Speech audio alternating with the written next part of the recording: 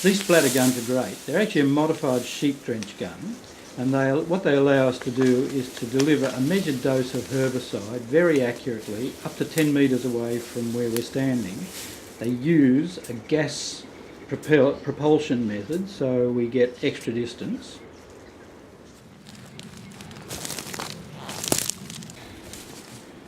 In this area, where we've got a lot of grasses, we're using a herbicide mix of 1 gram metsulfuron plus 2 millilitres of a wetting agent per litre of water, and we're also adding a red marker dye so that we can see exactly where we've been spraying.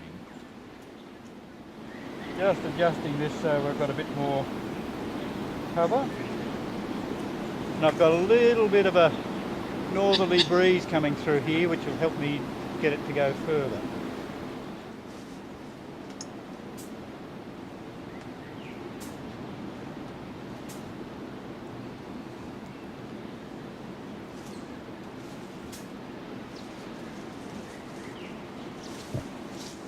This area was splattered about a year ago by our contractors, and now you can see a lot of dead bitou here. It was very difficult to move through prior to them splattering, but you can see there's still one bitou bush up there which I'll go up and splatter now. It's a great way of going through and just quickly doing a follow-up for any that might have been missed.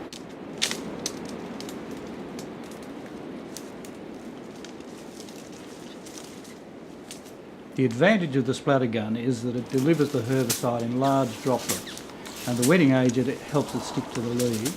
You only need to cover about 30% of the plant, and unlike spray, you don't get any overspray.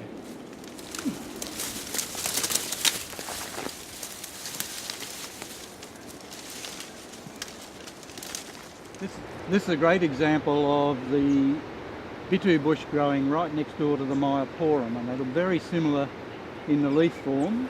The myoporum has a little purple berry in here, and the bitou bush has a yellow flower. Now I can splatter that, but I just have to be very careful that I don't hit the myoporum. So all the bitou is up the top, so I'll just hit that.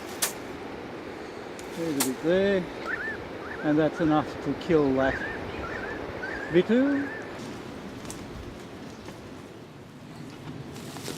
Some of these you would be tempted to shoot, but I won't shoot that one because there's a myoporum growing right in front of it and sure to get hit.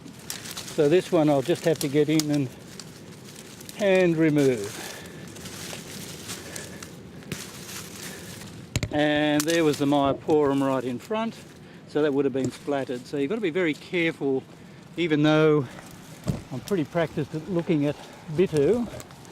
You've got to be very careful in this country where you've got lots of myoporum just growing in amongst it.